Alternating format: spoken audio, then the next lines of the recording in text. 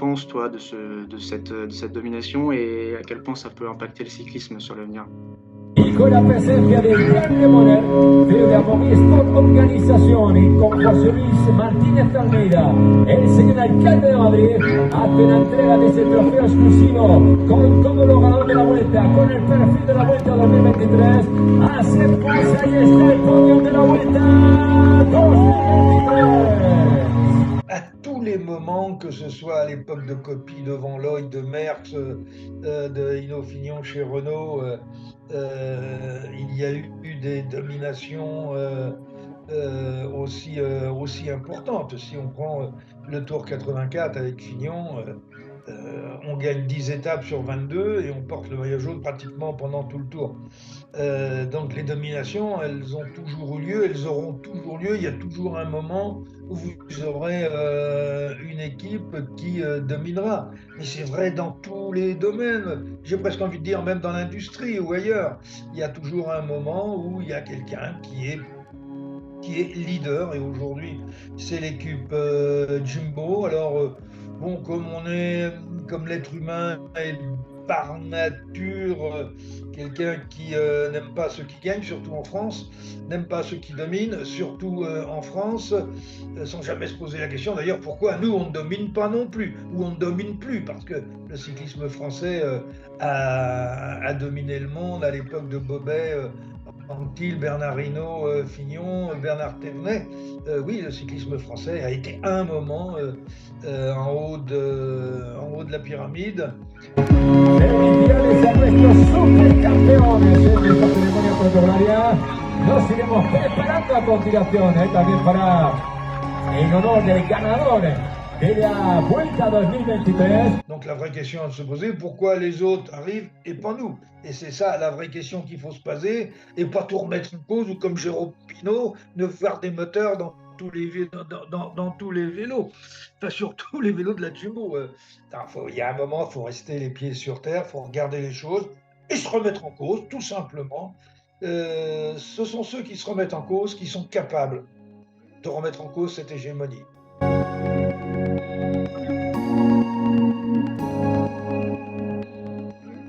Bonjour Cyril, bon ben voilà, on y est, fin de la Volta, la Jumbo-Visma qui écrit l'histoire, hein, tout simplement, un triplé presque inédit, 57 ans après l'équipe Cascascal, déjà sur la Volta. Mais c'est surtout évidemment donc, la première équipe à remporter les trois grands tours la même année, avec Roglic, le Giro, Vingegaard, le Tour et enfin donc Sepkus sur cette Volta. Un exploit sur lequel même les plus grandes équipes se sont cassées les dents, notamment la Banesto, la Sky, Peugeot, Renault ou même encore Molteni. Elles n'y sont pas parvenues. Alors tout ça, c'est bien beau, c'est impressionnant, mais est-ce que ça fait rêver? Est-ce que ça vous fait rêver? Alors, il y a deux choses. Est-ce que ça ferait rêver? Oui, pourquoi pas? Je pense que faire un triplé, c'est quand même quelque chose de triplé sur trois grands tours, plus faire un triplé sur un des trois grands tours, c'est quand même quelque chose d'exceptionnel. Maintenant, bon, au niveau des comparaisons par rapport aux plus grandes équipes du passé, on n'est pas du tout. Le cyclisme d'aujourd'hui n'a plus rien à voir. Et ne serait-ce déjà qu'au niveau de la structure même des équipes, dans la mesure où aujourd'hui vous avez 30 coureurs, donc vous pouvez vous faire les trois grands tours, alors que si on parle de l'équipe Peugeot ou si on parle de l'équipe Renault, pour ne parler que des Françaises, on avait que 18 coureurs, voire moins. Donc faire les trois tours était déjà pratiquement impossible compte tenu des effectifs, et d'autre part d'avoir dans la même équipe trois coureurs capables de faire le podium et de faire le podium. Moi, j'ai réussi une fois à faire 1 et 3 avec Fignon et Greg LeMond, mais aujourd'hui, avec ces équipes-là, tu ne peux pas faire ce qui se passe aujourd'hui. Donc, restons sur le contemporain, et cette victoire nous permet de dire qu'aujourd'hui, la meilleure équipe sur les grands tours, eh bien sûr, c'est Jumbo.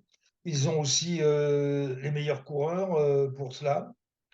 Et tout cela interroge sur les moyens de chacun ou de chacune des équipes. Et il est évident que le fait d'avoir un budget tel qu'ils l'ont aujourd'hui permet d'avoir aussi les meilleurs coureurs, même s'il faut bien se dire que ces meilleurs coureurs font partie de la structure de base depuis le départ, puisque Kuss, je crois qu'il a fait toute sa carrière chez Jumbo, Vingegaard aussi, et Roglic pratiquement, ce qui veut dire que il y a des qualités de management qui sont indéniables. Il y a une parfaite maîtrise des objectifs et maîtrise des coureurs. On aurait pu se poser la question de savoir si à un moment, avec les trois meilleurs coureurs sur les grands tours, ça allait être bien huilé. Finalement, ça l'a été. Il y a eu deux, trois petits mouvements qui auraient pu remettre en cause cette harmonie. Ça n'a pas été le cas. Alors oui, la façon dont ça s'est passé, en tenant compte bien sûr du fait que Evenepoel n'est pas resté dans le jeu après son jour 100 sur le Tourmalet, indépendamment de ça, oui, ça fait quand même rêver et je ne vois pas quel directeur sportif aujourd'hui, quel manager aujourd'hui pourrait ne pas être intéressé par un tel résultat, voire même peut-être ou jaloux ou frustré. Ça me paraît évident dans un monde de compétition. Et est-ce que toi, justement, ça t'inquiète pas de cette surdomination? En termes de performance, évidemment, c'est historique, sur le papier, c'est incroyable. Est-ce que, alors que ce soit pour le suspense ou même pour la probité du cyclisme, est-ce que c'est quelque chose qui t'inquiète? On a vu beaucoup de monde remettre en cause dans les Jumbo-Visma et être un petit peu frustré, comme tu l'as dit, par leur domination.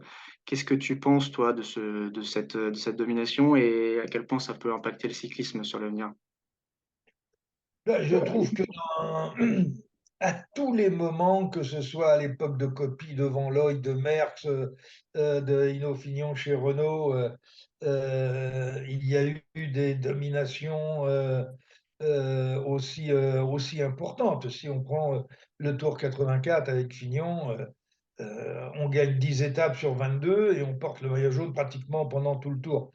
Donc les dominations, elles ont toujours eu lieu, elles auront toujours lieu. Il y a toujours un moment où vous aurez une équipe qui dominera. Mais c'est vrai dans tous les domaines. J'ai presque envie de dire, même dans l'industrie ou ailleurs, il y a toujours un moment où il y a quelqu'un qui est leader. Et aujourd'hui, c'est l'équipe Jumbo. Alors, bon, comme l'être humain est par nature quelqu'un qui n'aime pas ceux qui gagnent, surtout en France, n'aime pas ceux qui dominent, surtout en France, sans jamais se poser la question d'ailleurs pourquoi nous on ne domine pas non plus, ou on ne domine plus, parce que le cyclisme français a dominé le monde à l'époque de Bobet, Anquetil, Bernard Hinault, Fignon, Bernard Thévenet.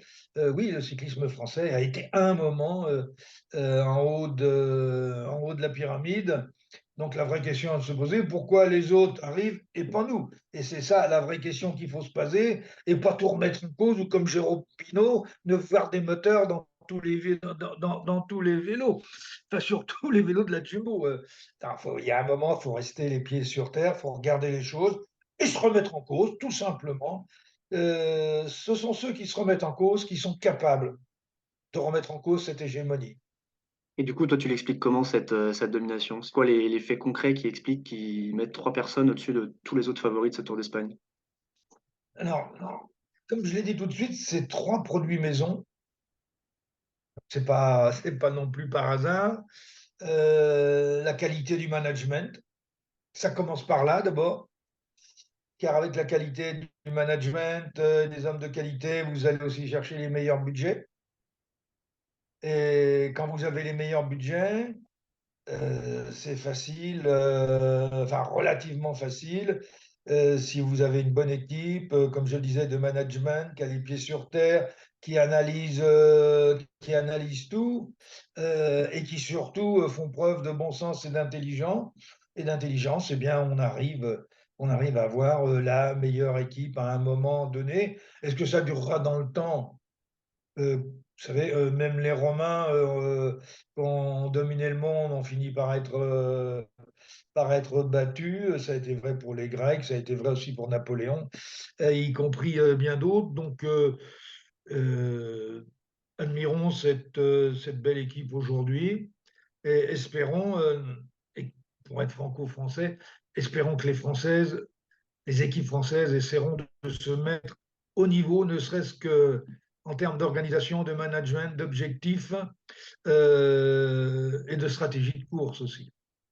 Bah, tu parles justement de stratégie. Dans la dernière semaine, voilà, la seule occupation qu'on avait pratiquement, c'était de savoir si Kuss ou non allait être détrôné ou pas par ses coéquipiers. Quel regard, toi, tu Et portes oui, sur la stratégie, le management justement de la Jumbo-Visma dans cette dernière semaine, qui a été parfois un peu étonnant. On ne savait pas si Vingegaard allait, s'ils se jouaient concrètement tous les trois la victoire, ou si Kuss, qui a été finalement a priori désigné pour remporter à la fin la Volta. Quel regard tu portes, toi, sur cette gestion de la dernière semaine des trois leaders de la Jumbo-Visma? alors un désigné, le terme n'est pas très approprié parce que s'il s'est retrouvé dans la position de leader, c'est pas en allant à la pêche le dimanche matin. Peut-être qu'il a pêché la bonne échappée à un moment, mais ça n'est lié qu'à ses qualités. Donc à partir du moment où ils se sont retrouvés aux trois premières places, facilité, je le dis encore, et Dieu sait s'il a fait un super Tour d'Espagne, Remco Evenepoel, débarrassé de Remco Evenepoel, derrière, il n'y avait plus personne. Il faut être logique, Ayuso, il est encore un petit peu court et un petit peu jeune. Landa, bon, c'est bien de le sortir de temps en temps, mais c'est pas un coureur qui est capable de gagner un grand tour. Eric Mas, bon, ça se saurait aussi. Vlasov, il est loin. Si vous regardez le classement, et après, vous tombez sur Yves de Broek, qui est un garçon qu'il va falloir suivre d'ailleurs, car il n'a que 20 ans et qui vient prendre la 9e place. Donc, une fois qu'ils ont pris les 3 premières places, et que, je le répète encore, Remco n'était plus dans le jeu. Après, c'était un jeu d'enfant de maîtriser et il a fallu maîtriser. Je crois qu'il y a eu un petit moment délicat pour gérer les égos. Il a été parfaitement géré par les patrons de l'équipe et c'est tout à fait, de façon tout à fait normale que cette queue s'impose. Quand on sait, quand on sait le nombre de kilomètres qu'il a fait en tête avec Vingegaard ou Roglic dans la roue, euh, cette victoire n'est pas usurpée, elle est méritée. Donc toi, t'aurais géré de la même manière cette dernière semaine. Là, sur cette position-là, oui. Enfin, il n'y avait pas d'autre. Enfin, c'est une question de bon sens. Il n'y avait pas une autre gestion à faire que celle qui a été faite. Vous imaginez si d'un seul coup on déshabille que ce soit Vingegaard ou Roglic, c'est l'équipe qui est par terre. Hein. C'est bien, c'est l'équipe. N'oubliez jamais les équipiers. Hein. Ceux qui bossent toute l'année n'auraient pas compris. Et justement, bah, l'avènement de Sepkus, est-ce que tu penses que la Jumbo peut rester avec ce trident l'année prochaine?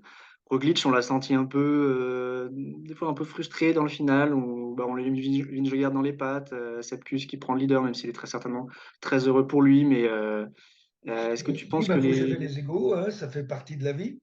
mais est-ce que Qu'il Sepkus puisse y et avoir Roglic, un peu de frustration, c'est le contraire qui m'aurait choqué. Vous ne pouvez pas avoir 3 champions, enfin, ou 2 champions qui ont déjà gagné des grands tours, d'un seul coup se dire on va pas gagner celui-là et on va pas le gagner parce que celui qui nous a permis justement de gagner tous nos grands tours, aujourd'hui il est devant. Et puis il vient pas de nulle part que ça.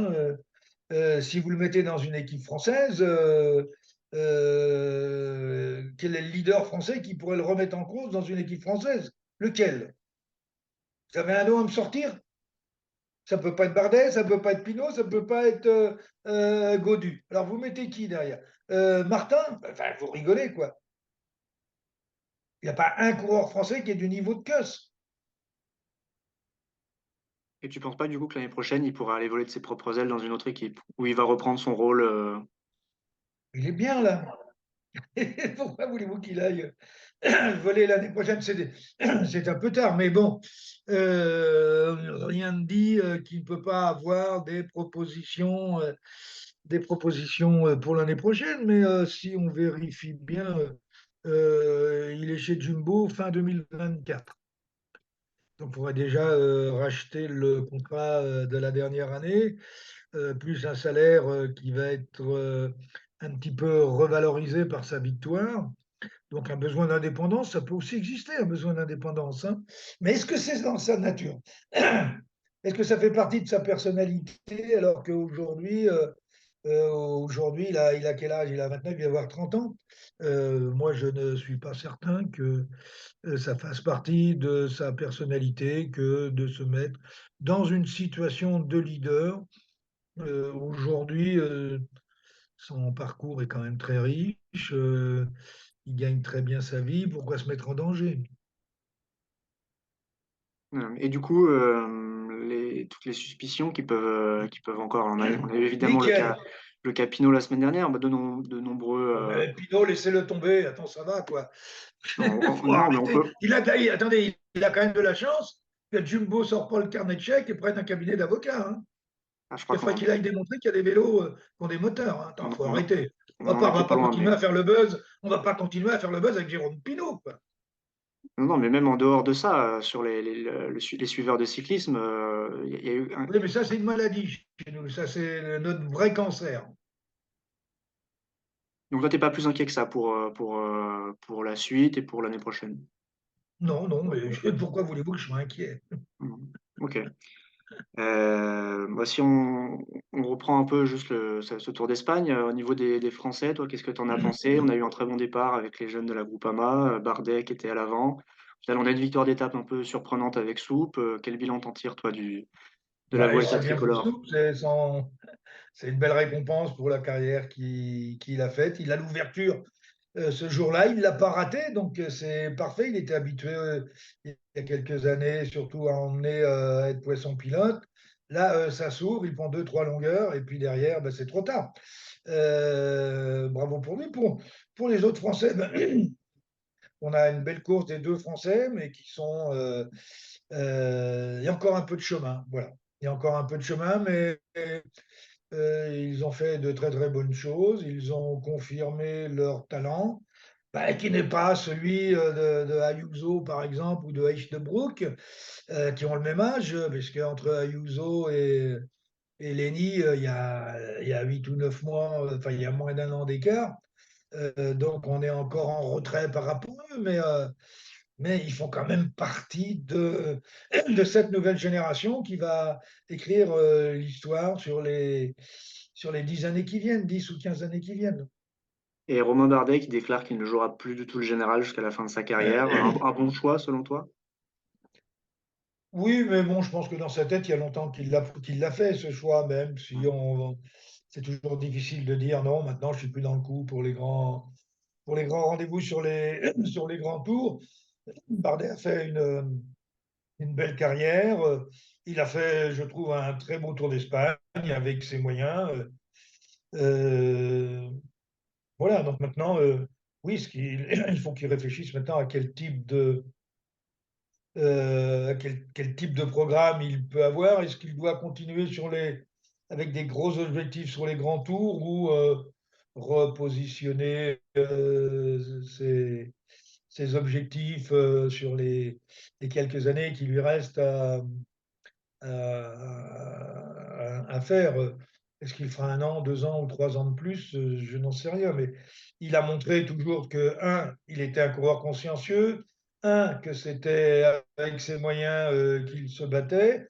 Euh, pour moi, c'est un très beau coureur qui évolue avec les moyens qu'il a, et je trouve que quelque part, avec ses moyens, il a quand même réussi à faire un beau palmarès.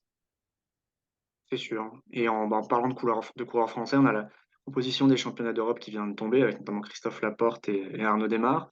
Les championnats d'Europe qui vont marquer un petit peu cette semaine, avant la fin de saison, les classiques italiennes, pardon. Toi, ça t'inspire quoi, ces championnats d'Europe? T'es excité? Tu t'en fiches? On s'en fiche pas, non. Euh, Déjà, on va revenir à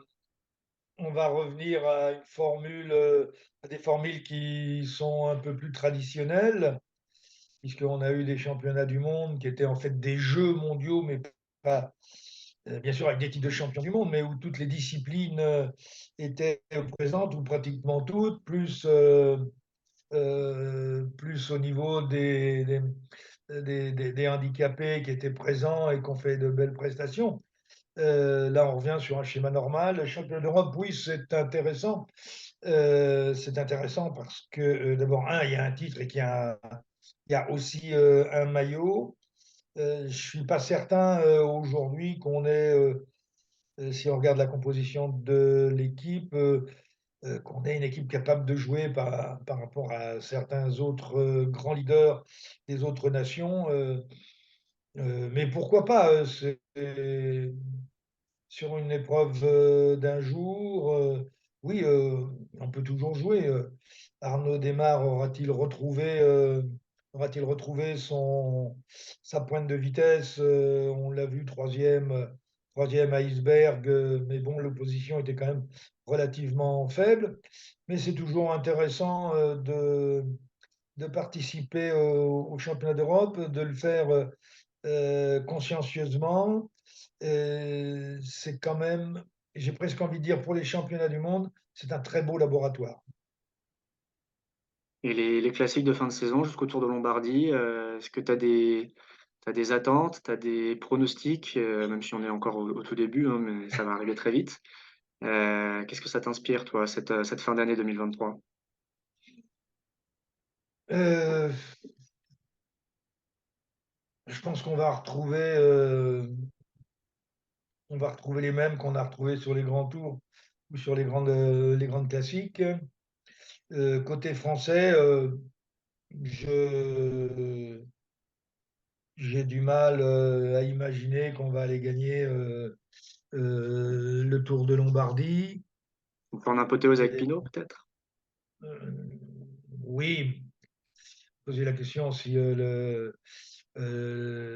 les trois premières places de la Jumbo faisaient rêver, je vous ai répondu oui. Si Pinot gagne la Lombardie, ça fera rêver, oui. J'imagine. Bah, c'est ce qu'on lui souhaite, en tout cas. Mais en tout cas, on se retrouvera la semaine prochaine, Cyril, pour faire le point, bah, sur les championnats d'Europe et sur le reste de l'actualité vélo, pardon. Merci de nous Sur les avoir. championnats d'Europe, il y a l'équipe pro parce qu'on a parlé que de ça, mais sur les autres disciplines qui seront là-bas, dont le contre-la-montre, et Rémi Cavagna vient de remporter une très très belle épreuve par étape, le Tour de Slovénie. Euh, oui, dans les autres disciplines, on a des possibilités de titre, oui. Bah, c'est tout ce qu'on espère et on espère pouvoir Ah oui, débriefer moi aussi. ça. On espère pouvoir débriefer ça avec toi la semaine prochaine. On se Et retrouvera vous pourrez lundi. le voir, bien sûr, sur la chaîne L'équipe, puisque ces championnats d'Europe seront retransmis. Voilà, et à suivre également sur Cyclisme Actu. Merci beaucoup, Cyril, et bonne journée à tous.